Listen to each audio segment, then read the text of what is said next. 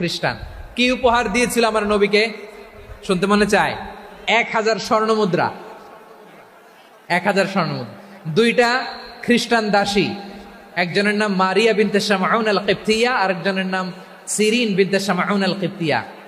একজন খ্রিস্টান দাস 20 থান কাপড় জামা বানানোর জন্য, আমরা নবী যেন সেলাই করে জামা বানাতে পারে এজন্য 20 থান কাপড়, 20 থান ফাইন গার্মেন্ট। সুবহানাল্লাহ পড়বেন না?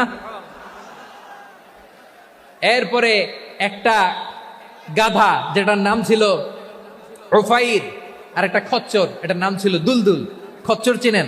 গাধা আর ঘোড়ার ক্রসিং এ যে প্রাণীটা দুনিয়াতে আসে ওটার খচ্চর বলে। তো এই যে সুপার পাওয়ার খ্রিস্টান বাদশার কাছে নবী চিঠি লিখলেন, ওই খ্রিস্টান বাদশাহ আমার নবীকে উপহার দিল। বিশ্বনবী এই উপহারগুলো সানন্দে গ্রহণ করেছে।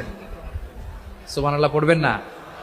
তাহলে অমুসলিম কেউ যদি আপনাকে উপহার দেয়, হালাল উপহার হলে আপনি গ্রহণ করতে পারবেন। অনুরূপভাবে পারস্যের বাদশাহ, রোম সম্রাট বিশ্বনবীকে উপহার পাঠিয়েছেন। আমার নবী সবগুলো উপহার গিফট গ্রহণ করেছেন। সুবহানাল্লাহ বলেন।